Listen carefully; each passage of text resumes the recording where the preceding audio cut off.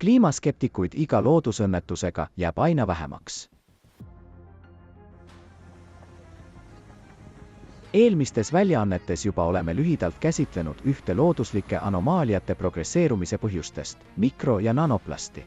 Olles tunginud vette, pinnasesse, õhku ja teistesse meie planeedi keskkondadesse, ta osakesed on juba muutunud kliimaprotsesside aktiivseteks osalejateks, häirides veetsükli ja energiate vahelise tasakaalu. Kuid on olemas veel üks asi, mis pole vähem hirmutav kui katastroofid ise, see, mida mikro- ja nanoplastid tekitavad inimestele. Tänane number räägib sellest ja viimase nädala kõige kõnekamatest kliimasündmustest.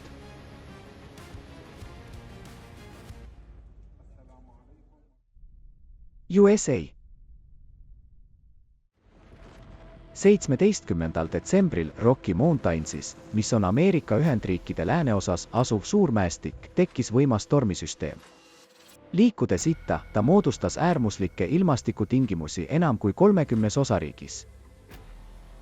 Vaikse ookeani loodeosas tugevad tuuleiilid kiirusega 222 km/h jätsid enam kui 500 000 elanikku elektrita, oluliselt süvendades varasemate üleujutuste tagajärgi. Wyomingis torm püstitas uue piirkondliku tuulekiiruse rekordi, Mount Coffini mäel võimsad puhangud ulatusid 232 km/h tunnis.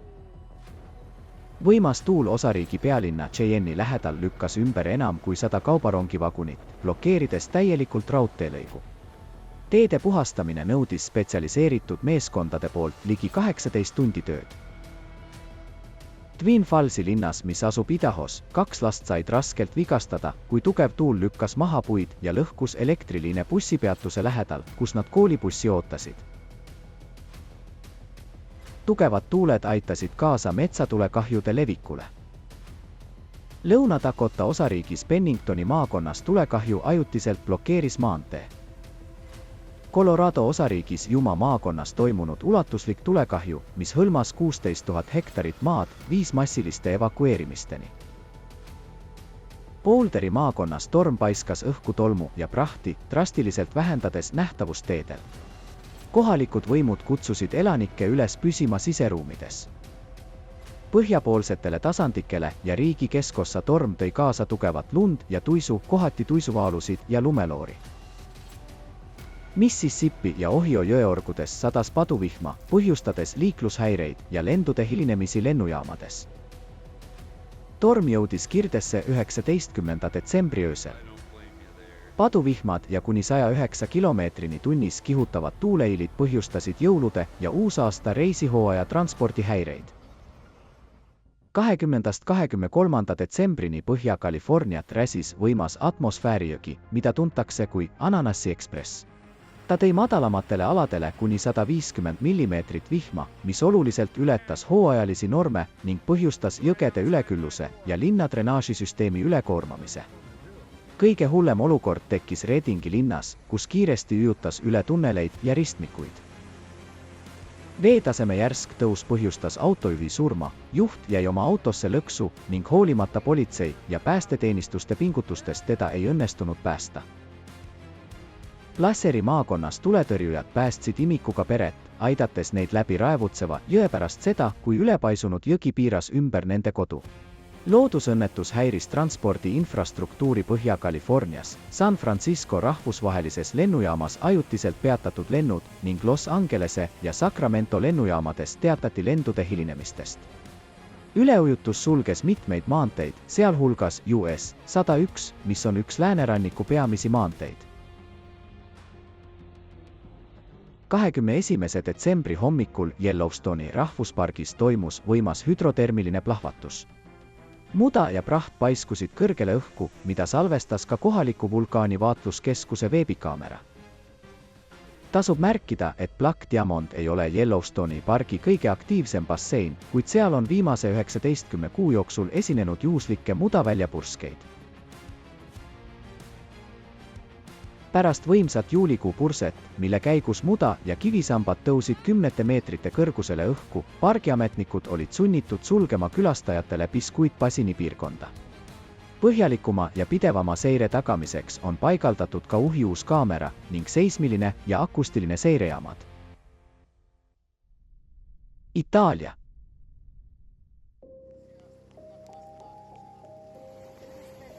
19. detsembril Itaalia saart Elbat tabas äärmuslik vihmasadu. Mõne tunniga sadas maha kuni 65 mm vihma. Teed kiiresti muutusid raevukateks jõgedeks. Arvukad keldrid ja garaažid olid ujutatud üle veega, mis tungis läbi trepikodade ja voolas akendest sisse. Hoonetele ja koolidele on tekitatud märkimisväärset kahju. Porto Azzurro linnas politsei evakueeris lapsed lasteaiast.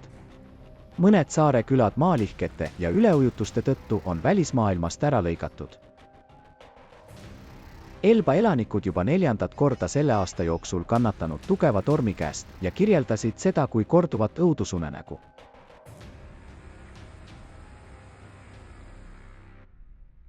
Paraguay. 21. detsembril Paraguay Altoparan departemangu tabas F1 tornaado. Tornaado tekkis Santa Rosa del Monte ja Santa Rita linnade vahel.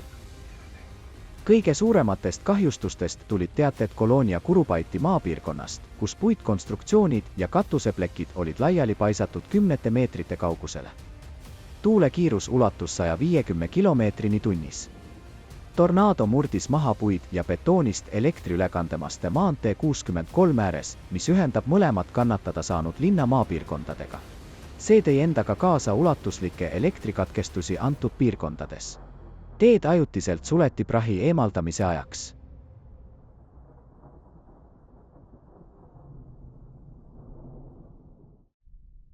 Saudi Araabia.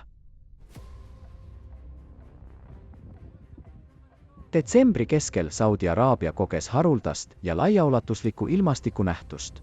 Tabuki ja Haili põhjaprovintsides sadas maha tugevat lund. Temperatuur langes -4 külmakraadini ning lumesajuga kaasnesid tugev tuul ja tihe udu. Lund sadas maha mitte ainult tippudele, vaid ka külgnevatele kõrbeplatoodele.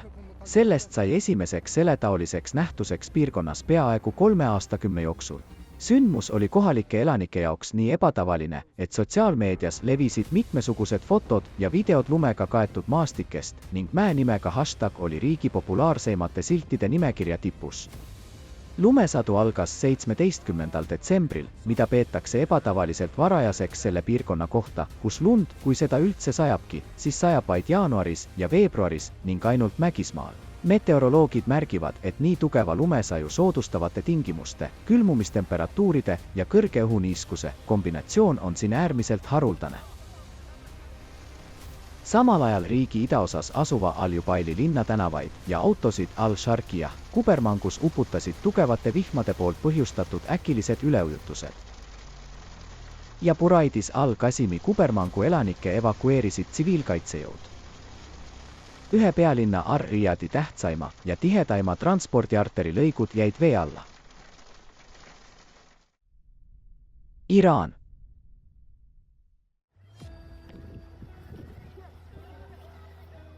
Iraan osutus järjekordseks Lähis-Ida riigiks, mis sai tormi käest räsida. Lõunaprovintse tabasid paduvihmad. Kissi saarel Hormozgani provintsis vähem kui 24 tunniga sadas maha üle 140 mm vihma, mis ületas aasta keskmist normi. Ja vaid 3 päevaga ulatus sademete hulk üle 200 mm. Jõgede laialivoolu tõttu mitmes piirkonnas oli suletud 17 maanteed. Tugevad paduvihmad mõjutasid ka Pärsia lahe rannikul asuvaid olulisi sadamalinnu, näiteks Bandar e-Khomeinis sadas maha üle 180 mm vihma. Üleujutused tekitasid infrastruktuurile tõsist kahju. Kermani provintsi Kal-e-Kani ringkonnas üle 20 küla oli välismaailmast ära lõigatud. Bushehri Bandar e-riigi linnas said kahjustada 10 elektriülekandetorne, mis põhjustas elektrikatkestusi. Samal ajal riigi keskosas sadas lund. Isfahani provintsis lumesadu oli esimene 20 aasta jooksul. Khorasan Razavi mägistes piirkondades lumekihi paksus ulatus poole meetrini. Need sündmused põhjustasid põllumajandusele tohutut kahju. Said kannatada mitmeid põllumajandusprovintse, eriti Bushehr, kus Bordhuni ja Baghani piirkondade üleujutused hävitasid 60–100% tomatiistandustest, mis katsid umbes 1000 hektari suuruse ala. Õnneks nende sündmuste tagajärjel inimohvreid ei esinenud.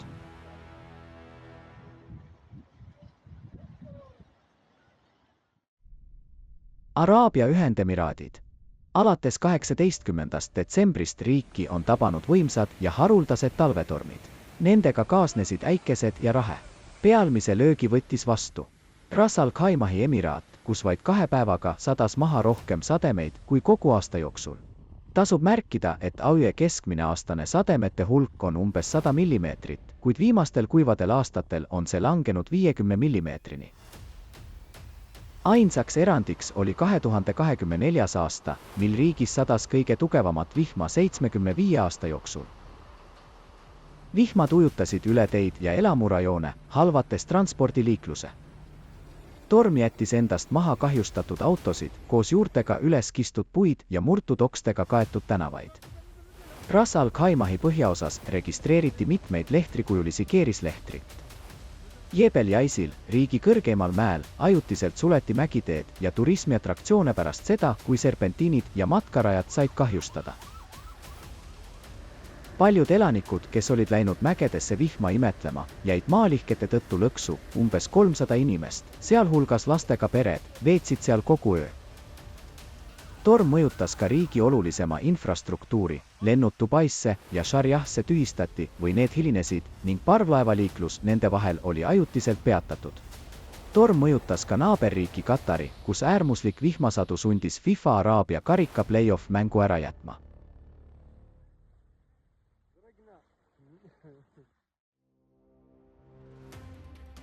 Kommentaarid peale nähtud kataklüsmide ulatust ja raskust on tarbetud. Peamine küsimus pole enam selles, kas tuleb uus kliimarünnak, vaid selles, kas me säilitame piisavalt selget mõistust, et kõigele sellele adekvaatselt reageerida. Uuringute kohaselt 20. sajandil inimkond näitas pidevat IQ kasvutrendi. Sellel nähtusel on isegi oma nimi, Flinni efekt. Kuid peale 1970. aastatel sündinute põlvkondades hakkasid IQ-skoorid langema. See protsess jätkub tänaseni ning mikro- ja nanoplastil on selles oluline roll. Elektrostaatiliselt laetud plastosakesed kergesti tungivad läbi bioloogiliste barjääride, sealhulgas hematoentsefaalbarjääri. Teisisõnu, nad tungivad otse aiu. Seal nad järk-järgult akumuleeruvad ja vallandavad pideva tauststressi. Nendes tingimustes aju toimib nagu pidevalt tühjenenud akuga arvuti, ta säästab energiat, lülitades välja kõige keerukamaid funktsioone. Seega blokeeritakse inimese kõige energiakulukamad protsessid, analüüsivõime, planeerimine ja kriitiline mõtlemine. Ja siin ilmnebki väga häiriv pilt. Aju üha enam lülitub ümber loogikalt instinktidele. Inimesed suudavad vähem tuvastada reaalseid ohte ja sobivalt neile reageerida. Kuidas muidu seletada nende inimeste käitumist, kes ronivad aktiivsele vulkaanile video nimel, seisavad kaameraga alla laskuva maalihke ees või tormi ajal lähenevad möllavale merele? Nüüdseks oht varitseb isegi pealtnäha kahjututes nähtustes. Ebatavaline vihm, äkiline lumesadu, äkiline soojalaine, kõik see pole enam pelgalt rõõmu ja uute kogemuste põhjus, vaid ka hoiatussignaal.